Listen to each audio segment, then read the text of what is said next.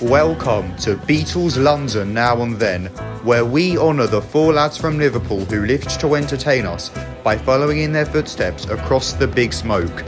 Today we'll be exploring Soho, where we'll be visiting such sites as the Blue Gardenia Club, the London Palladium, Sutherland House, the Prince of Wales Theatre, and many more. Join us, won't you?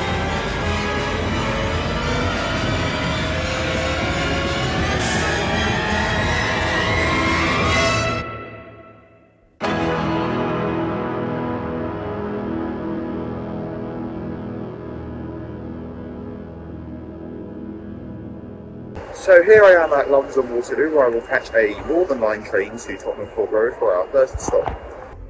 So here I am at Tottenham Court Road station. From here we will walk to the first stop of our tour, which is the first place the Beatles played to a London audience.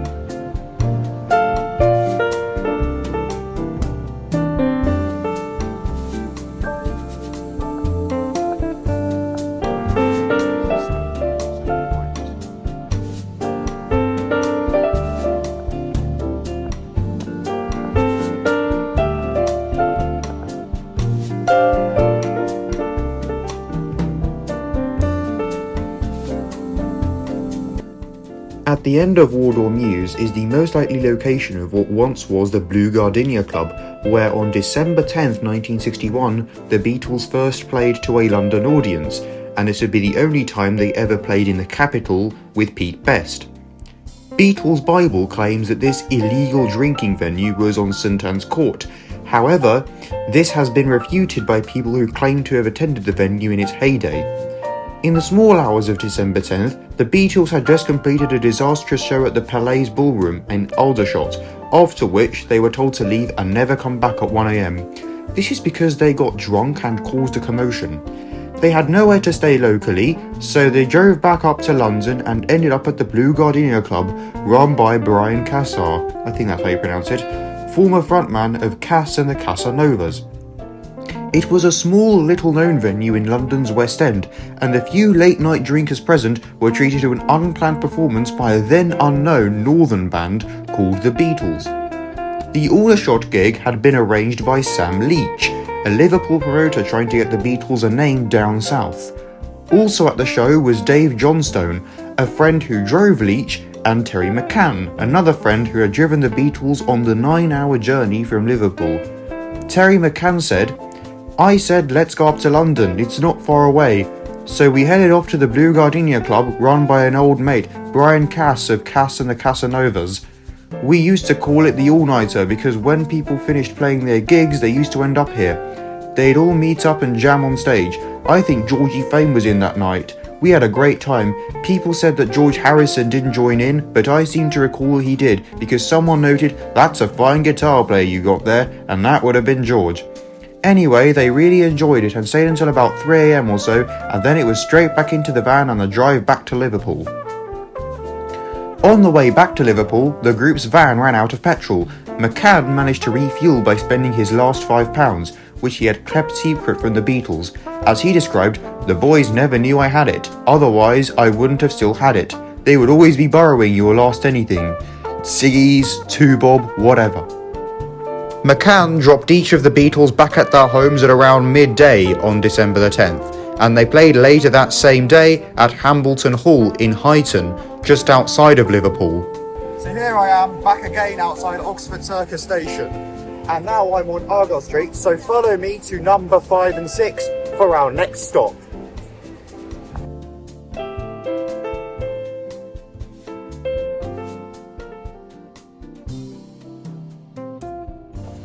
We are now at 5 to 6 Argyle Street, Sutherland House. Unfortunately, Scaffoldings have obscured the blue plaque you would usually see for Brian Epstein at this site. Here is how it usually looks. Epstein chose a suite of offices on the 5th floor for the first major London headquarters of the fast-expanding NEMS enterprises, the finest and most efficient management direction of artistes in the world, as the headed notepaper somewhat immodestly boasted. They moved in on March 9th of 64 and remained at this address until a few months after Epstein's untimely death in August 67, when the company moved into Vic Lewis's offices at 3 Hill Street. Singly and as a group, the Beatles used Sutherland House for meetings, press conferences and interviews, and the roof of the adjoining London Palladium was the location for a photo session to mark Paul's 23rd on June 18th of 65. Now, let's go one door up to number 8. We are now at 7-8 Argyle Street. The London Palladium. It is London's most famous variety theatre. Built in 1910 by Frank Matcham, the inside has been carefully preserved and remains virtually unchanged from when it was constructed. The Fab Four performed here thrice. The first was the one that brought them fame in Britain. It was their appearance on the TV show, by Val Parnell, Sunday night at the London Palladium, transmitted live from the theatre on October the 13th of 63, my birthday. Not in 63 obviously, but October the 13th. They appeared on the show a second time on January 12th, 1964, and then 6 months later, on July 23rd of 64, took part in a midnight charity gala, the Night of 100 Stars.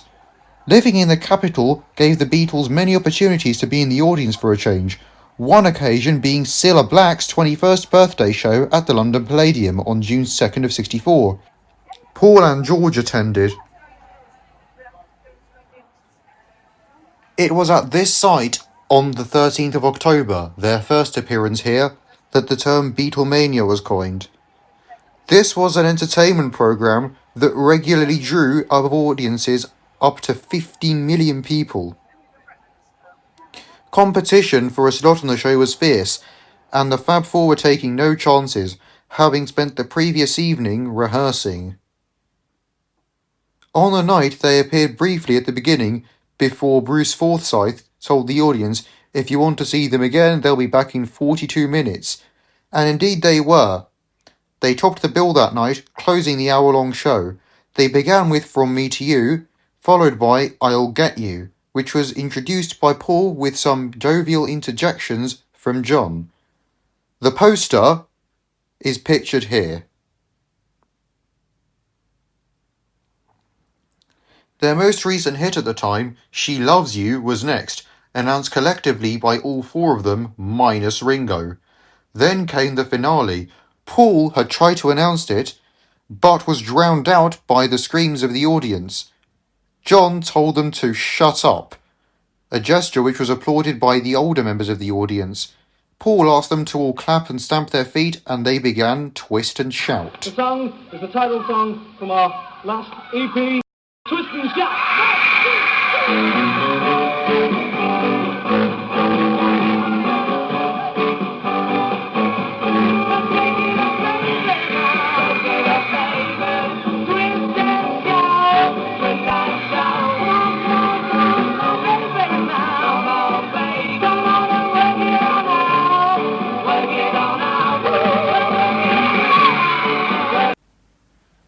The appearance featured on ITN News, with footage from the group's dressing room.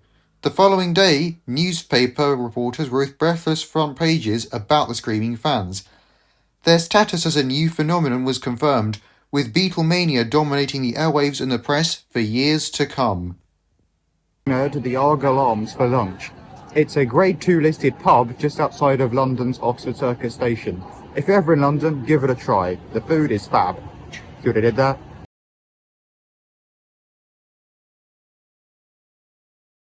Just had my lunch, great burger, great cider. You can just imagine, the Beatles coming here after sound check for a pint, pre-show pint, take the stress off. As you can see, a theatre is opening today at the London Palladium. Not the biggest fan of musicals, but a couple of people I know are going.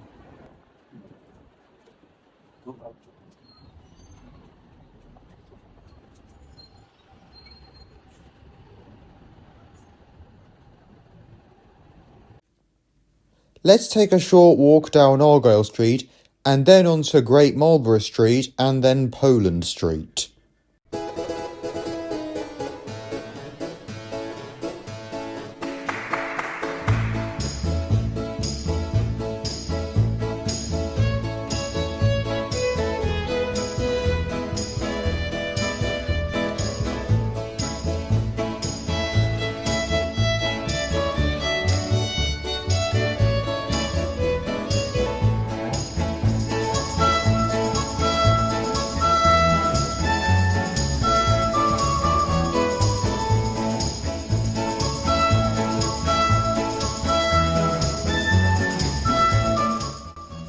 Now head down Broadwick Street for our next stop.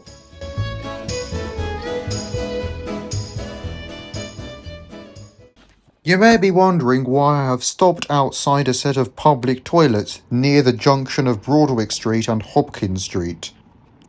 At this site, John Lennon appeared in a sketch on Peter Cook and Dudley Moore's BBC TV's comedy show entitled Not Only, But Also, filmed on November 27th of 66, shown on Boxing Day, as the doorman of an exclusive men's nightclub, the Adlav. Fitting, as it is situated, or was, in this very loo, underneath the middle of this busy Soho street. Of course, due to the acoustic qualities of a lavatory, and the fact they're not intended for recording, but rather pleasuring yourself, they were filmed in a BBC studio, the interior scenes not here. I'd be very concerned if any of you were filming a comedy special in the toilet. This is London's most fashionable lavatory spot. Here, film stars rub shoulders with royalty in an atmosphere of cosmopolitan sophistication.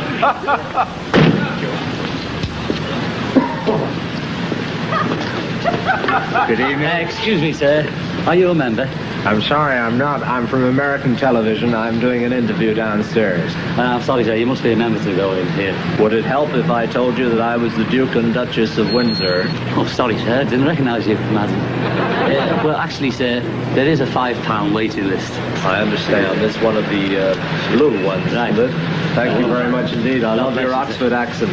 Lovely. Follow your nose, sir. Thank you. And madam.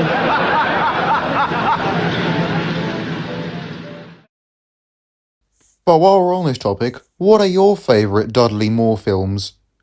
My favourite has to be Arthur, about a drunken billionaire who gets told to marry a woman he doesn't like. And one last thing, if you get caught between the moon and New York City, the best thing you can do, other than fall in love, is watch my Beatles tour of London.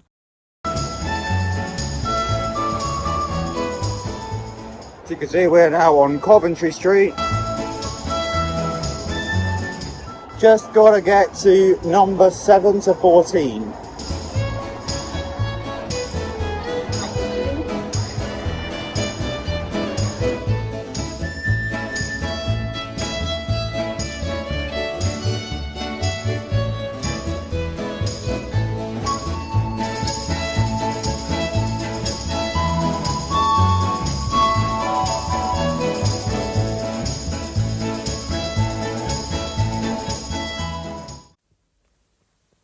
We are now at 7 to 14 Coventry Street, near the corner with Rupert Street. This site was once occupied by J. Lyons and Company's first corner house restaurant, which opened in 1909 and pulled the shutters down in 1990. George Harrison, Brian Epstein, and presumably the other Beatles and their girlfriends and wives, came here during the evening of New Year's Eve 66 and stayed for the probably modest New Year celebrations into 1967. George had earlier been refused admission to Annabelle's for not wearing a tie. This is occupied by the Prince of Wales Theatre. The most prominent link to the Beatles is that this was where their Royal Variety performance took place, in which the Queen Mother and Princess Margaret were in the audience. John Lennon made this famous quip here. For our last number, I'd like to ask your help. For the people in the cheaper seats, clap your hands. And the rest of you, if you just rattle your jewellery.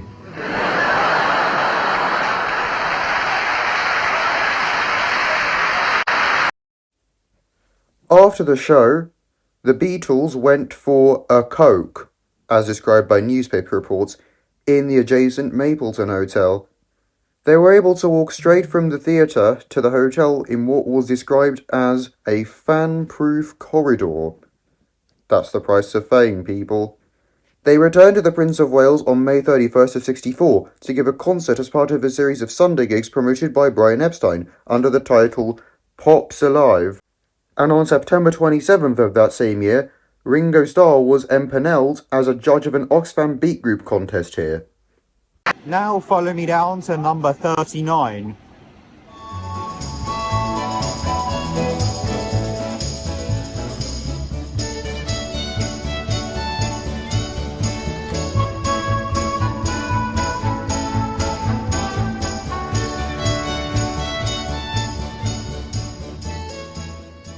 After the Royal Variety performance, the Beatles retired to the bar of the Mapleton Hotel.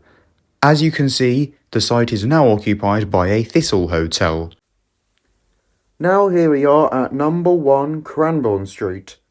Paul McCartney and Jane Asher came here on December 18th of 66, when this was the Warner Cinema, to attend the world premiere of a film called The Family Way, which Paul had scored.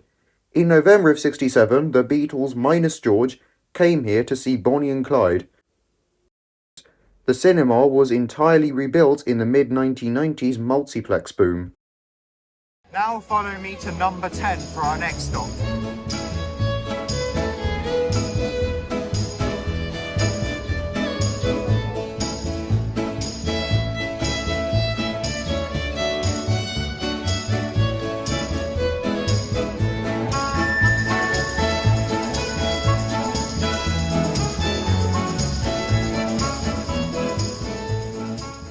At number 10 Cranbourne Street is the London Hippodrome. It was built in 1900 as a circus and water spectacle designed by Frank Matcham, and is aptly distinguished by the statue of a horse-drawn chariot on its roof. Although the name was revived in the early 80s, from 58 and throughout the 60s this was a popular and famous cabaret venue called the Talk of the Town, a frequent haunt of Paul McCartney and his girlfriend Jane Asher, who came here to eat and watch top international singers and musicians perform. Ringo came to the Talk of the Town on March 15th, 1970, to shoot a promo film for the title track of his first solo album, Sentimental Journey. I have also been to the pub in Liverpool, where the photo was taken. It's now doused in Ringo graphics, but you can still see it. Follow me down Shaftesbury Avenue for our next stop.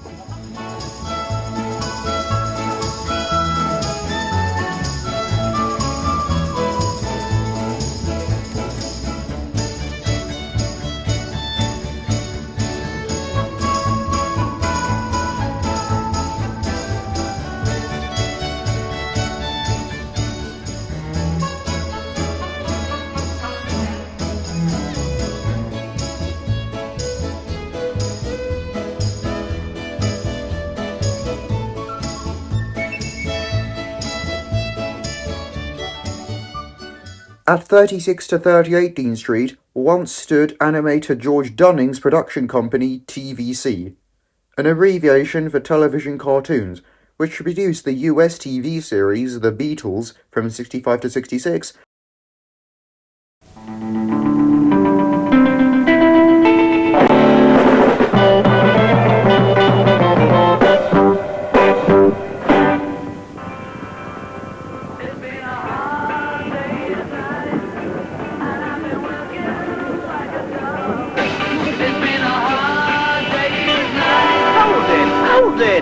George, you're 2 beats off.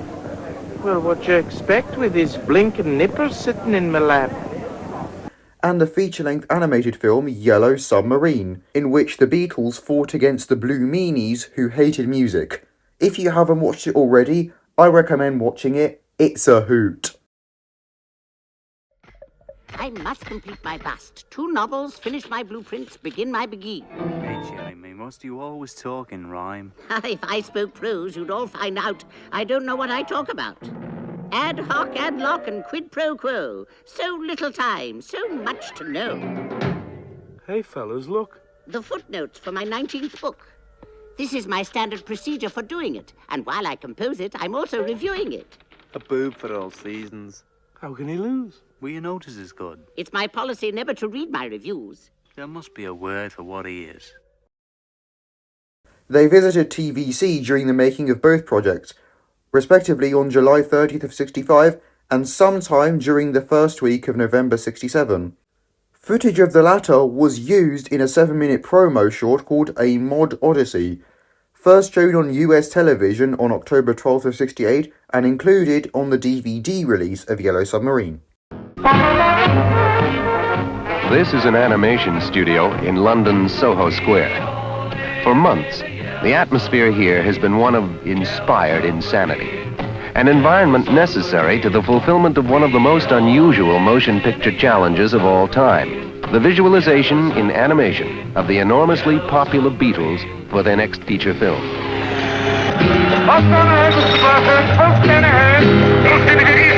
Now follow me to numbers 44 to 45.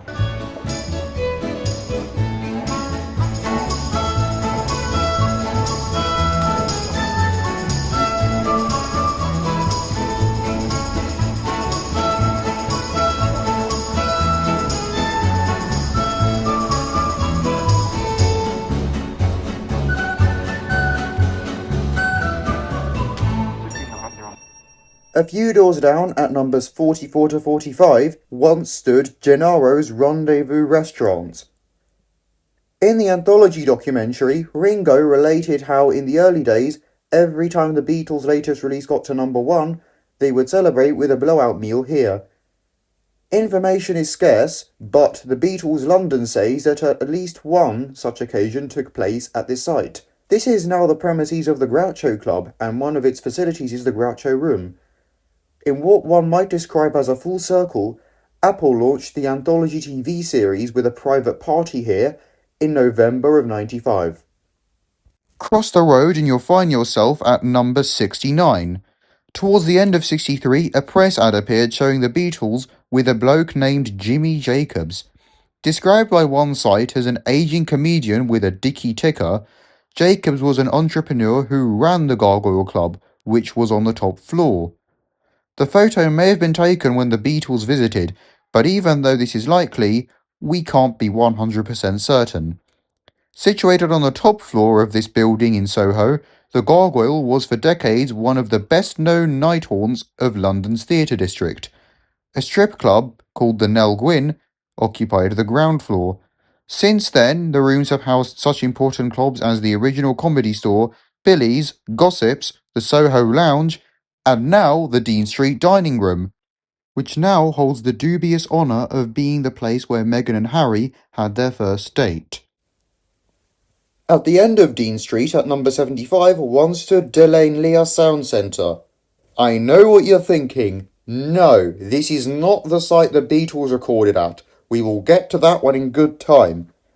But at this site, Ringo came here on February 25th of 1970, George Harrison's 27th birthday, to tape You Always Hurt the One You Love for his debut solo album, Sentimental Journey. You always break the kindest heart with a hasty word you can't recall. So Okay, follow me down Macclesfield Street for our next stop. We are in London's historic Chinatown district.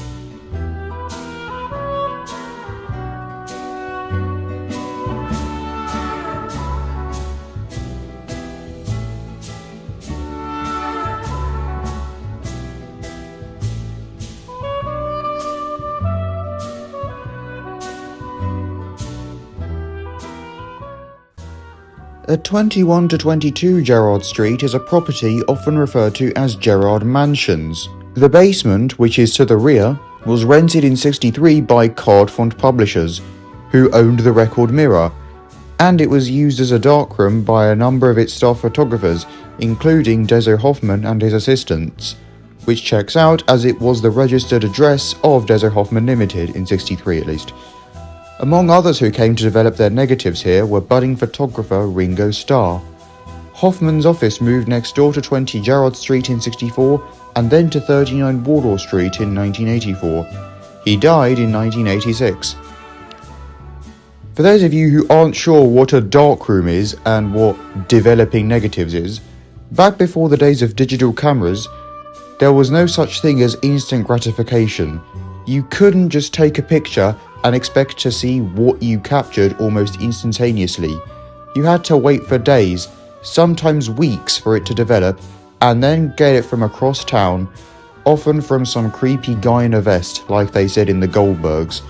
Maybe not from a creepy guy or in a vest, but you know what I mean. Head to number 39 and you will see a blue plaque for Ronnie Scott, saying that he held his club here 59 to 65. This is because this used to be the site of Ronnie Scott's, possibly the most famous jazz club on earth. Ronnie Scott was already a big name in jazz in his own right, but even if you don't listen to jazz, you will have heard his playing, because he played the saxophone solo on Lady Madonna.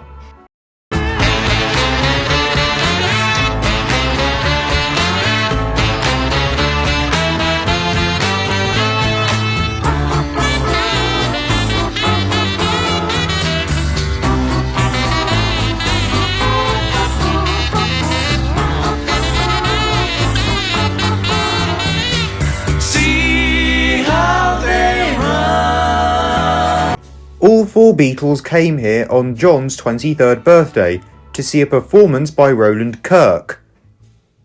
Ronnie Scott's later on moved to its more famous site on Frith Street. Scott himself died in 1996, but his club lives on and attracts millions from around the globe. And that concludes the first part of our Beatles tour of Soho. What were your favourite places we visited today? Were there any I missed? If so, leave them in the comments. Stay tuned for more Beatles walks of Soho, Mayfair and beyond.